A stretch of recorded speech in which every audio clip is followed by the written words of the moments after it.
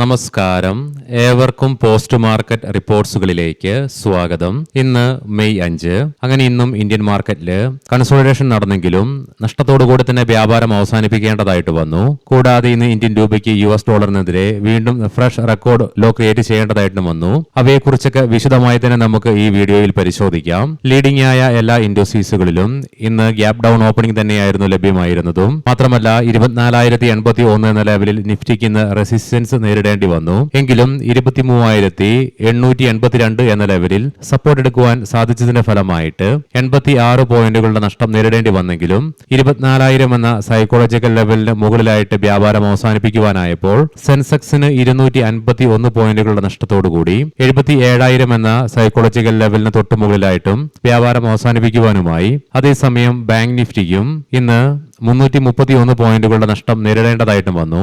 NSEയുടെ advance decline റേഷ്യോയിലും ആകെ 1,448 സ്റ്റോക്കുകൾക്ക് മാത്രമേ നേട്ടത്തോടുകൂടി ഇന്ന് വ്യാപാരം അവസാനിപ്പിക്കുവാനായുള്ളൂ. അതേസമയം 1,529 സ്റ്റോക്കുകൾക്ക് നഷ്ടത്തോടുകൂടിയും വ്യാപാരം അവസാനിപ്പിക്കേണ്ടതായിട്ടും വന്നു. Jio Financial Services, ICICI Bank, Coal India, Tech Mahindra, Eternal തുടങ്ങിയ സ്റ്റോക്കുകൾക്ക് ഇന്ന് നിഫ്റ്റിയിൽ നഷ്ടം നേരിടേണ്ടി വന്നപ്പോൾ M&M, UltraTech Cement, Nestle India, Bajaj Finserv, Hindalco Industries തുടങ്ങിയ സ്റ്റോക്കുകൾക്ക് ഇന്ന് നിഫ്റ്റിയിൽ നേട്ടത്തോടുകൂടി വ്യാപാരം അവസാനിപ്പിക്കുവാനും സാധിച്ചു. സെക്ടർ വൈസ് നോക്കുമ്പോൾ ഓട്ടോ, FMCG, പവർ, ടെലകോം തുടങ്ങിയ മേഖലകൾക്ക് 0.5% നേട്ടത്തോടുകൂടി വ്യാപാരം അവസാനിപ്പിക്കുവാനായി. അതേസമയം റിയാലിറ്റി മേഖലയ്ക്ക് 1% ഇടിവ് നേരിടേണ്ടി വന്നു. അതേസമയം ബോർഡർ മാർക്കറ്റ്സുകൾക്ക് ഇന്ന് നേരിയ നേട്ടത്തോടുകൂടി വ്യാപാരം അവസാനിപ്പിക്കുവാനും സാധിച്ചു. ഇന്ത്യൻ രൂപയ്ക്ക് ഇന്ന് US ഡോളറിനെതിരെ ഇന്നലത്തെ ക്ലോസിംഗ് ലെവലിൽ നിന്നും 21 പൈസയുടെ നഷ്ടത്തോടുകൂടി 95.29 എന്ന ലെവലിലായിട്ട് വ്യാപാരം അവസാനിപ്പിക്കേണ്ടതായിട്ടും വന്നു. കഴിഞ്ഞ വീക്കെൻഡിലും ഇന്നലെയുമായിട്ട് ഇന്ത്യൻ ഓട്ടോ മേഖലയിലുള്ള പല കമ്പനികളും ഏപ്രിൽ മാസത്തിലെ അവരുടെ ഓട്ടോ സെയിൽസ് ഡാറ്റ റിലീസ് ചെയ്തു. ഫലമായി ഇന്ത്യയിലെ ഓട്ടോ റീറ്റെയിൽ മേഖലയിൽ 13% വളർച്ചയാണ് മൊത്തത്തിൽ ഏപ്രിൽ രേഖപ്പെടുത്തുകയും ചെയ്തത്. കൂടാതെ 2 wheelers, passenger vehicles, commercial vehicles, 3 wheelers, tractors തുടങ്ങി 5 സെഗ്മെന്റുകൾക്കും പ്രതിമാസ റെക്കോർഡുകൾ സൃഷ്ടിക്കാനുമായി ഏപ്രിൽ മാസത്തില്. ഇനി നമുക്ക് ഇന്നും മാർക്കറ്റിൽ കൺസോളിഡേഷൻ തുടർന്നെങ്കിലും നഷ്ടത്തോടുകൂടി വ്യാപാരം അവസാനിപ്പിക്കുവാൻ ഇടയാക്കിയ കാരണങ്ങൾ എന്തൊക്കെയാണെന്ന് വിശദമായി തന്നെ പരിശോധിക്കാം. ഇന്ന് രാവിലെ നമ്മൾ പ്രീ മാർക്കറ്റ് റിപ്പോർട്ട്സിൽ കണ്ട പോലെ തന്നെ ഇന്നലെ രാത്രിയിൽ ഹോർമോസ് കടലിടുക്കില് US-ഉം ഇറാന്റെ സേനയും തമ്മിൽ നടന്ന വെടിവെപ്പും ഇതിനെ തുടർന്ന് 5ഓളം ആൾക്കാർക്ക് മരണം നേരിടേണ്ടതായിട്ടും വന്നു. ഇതിനെ തുടർന്ന് ഇറാന്റെ ഭാഗത്ത് നിന്നും ഇന്നലെ രാത്രിയില് ഫുജറയിലെ എണ്ണ ടാങ്കുകൾക്ക് മുകളിൽ നടത്തിയ ആക്രമണത്തെ തുടർന്ന് വീണ്ടും വെസ്റ്റ് ഏഷ്യൻ പ്രശ്നങ്ങൾക്ക് നേരിയ തോതിൽ ചൂടുപിടിച്ചത് തന്നെയാണ് ഇന്ന് ഇന്ത്യൻ മാർക്കറ്റിനെ ഇടിവിലേക്ക് നയിച്ച ഏറ്റവും പ്രധാനപ്പെട്ട ഘടകം. എന്നാൽ പിന്നീട് വെസ്റ്റ് ഏഷ്യയുമായി ബന്ധപ്പെട്ടുള്ള പുതിയ ഡെവലപ്മെന്റ്സുകൾ ഒരു കൂട്ടരുടെ ഭാഗത്ത് നിന്ന് വന്നിട്ടുമില്ല.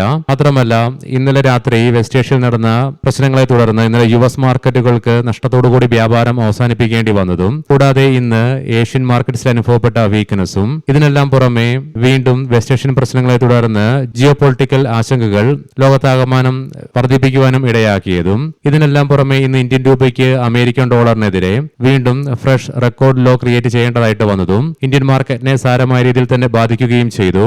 എന്നാൽ അതേസമയം 2.5 ആഴ്ചകളിലേറെ കാലങ്ങൾക്ക് ശേഷം ഇന്നലെ ഇന്ത്യൻ ക്യാഷ് മാർക്കറ്റിൽ 2,000 കോടി രൂപയ്ക്ക് മുകളിൽ വിദേശ ധനകാര്യ സ്ഥാപനങ്ങൾ ബൈയിങ് നടത്തിയതും കൂടാതെ ഇന്ന് ക്ലോസിംഗ് ബേസിസിൽ 2%-ലേറെ ഇന്ത്യ വിക്സിന് കൂൾ ഓഫ് ആകാൻ സാധിച്ചതും കൂടുതലായിട്ടുള്ള ഒരു ഇടിവിൽ നിന്നും ഇന്ത്യൻ മാർക്കറ്റിനെ കരകയറ്റുകയും ചെയ്തു.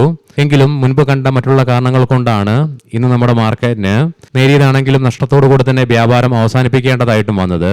ഇനി നമുക്ക് ഗ്ലോബൽ മാർക്കറ്റുകൾ പരിശോധിക്കാം. US-ലെ ഡോ ജോൺസ് ഫ്യൂച്ചർ നിലവിൽ 144 പോയിന്റുകളുടെ നേട്ടത്തിലാണ് വ്യാപാരം നടത്തിക്കൊണ്ടിരിക്കുന്നത്. അതേസമയം യൂറോപ്യൻ മാർക്കറ്റ്സിൽ UK മാർക്കറ്റ് 1% നഷ്ടത്തോടുകൂടി വ്യാപാരം നടത്തിക്കൊണ്ടിരിക്കുമ്പോൾ ഫ്രാൻസ് മാർക്കറ്റിന് 0.5%-ലേറെയും ജർമ്മൻ മാർക്കറ്റിന് 1%-അടുത്തും നേട്ടത്തിലാണ് വ്യാപാരം നടത്തിക്കൊണ്ടിരിക്കുന്നത്. ഏഷ്യൻ മാർക്കറ്റ്സിൽ ഇന്ന് ഇന്ത്യ, സിംഗപ്പൂർ, ഹോങ്കോങ്, തായ്ലൻഡ് മാർക്കറ്റുകൾക്ക് നഷ്ടത്തോടുകൂടി തന്നെ വ്യാപാരം അവസാനിപ്പിക്കേണ്ടതായിട്ടും വന്നു. കൊമോഡിറ്റിയിൽ ബ്രെന്റ് ക്രൂഡിന്റെ വിലയിൽ നിലവിൽ 1.25%-ലേറെയും ക്രൂഡ് ഓയിലിന്റെ വിലയിൽ 2%-ലേറെയും ഇടിവാണ് അനുഭവപ്പെടുന്നത്. ബ്രെന്റ് ക്രൂഡിന്റെ വില 112.92 US ഡോളർ പെർ ബാരൽ എന്ന നിലയിലായിട്ടും ക്രൂഡ് ഓയിലിന്റെ വില $104.25 per ബാരൽ എന്ന നിലയിലുമായിട്ടാണ് വ്യാപാരം നടത്തിക്കൊണ്ടിരിക്കുന്നതും. അതേസമയം ഗോൾഡിന്റെ വിലയിൽ 0.5% നേരിയ ഉയർച്ചയാണ് അനുഭവപ്പെടുന്നതും. $4,552.17 per ഔൺസ് എന്ന നിലയിലായിട്ടാണ് ഗോൾഡിൽ വ്യാപാരം നടന്നുകൊണ്ടിരിക്കുന്നതും. ഇനി നമുക്ക് ഇന്നത്തെ പ്രധാനപ്പെട്ട സ്റ്റോക്കിംഗ് ന്യൂസുകൾ പരിശോധിക്കാം. മുൻകൂട്ടി ഓർമ്മിപ്പിച്ചുകൊള്ളട്ടെ, ഇത് ഒരു ബൈ ഓർ സെൽ റെക്കമെൻഡേഷൻ അല്ല. ഗ്രോ സജീവമായ SIP അക്കൗണ്ടുകളുടെ വിഹിതം 17% കമ്പനി വർദ്ധിപ്പിച്ചു.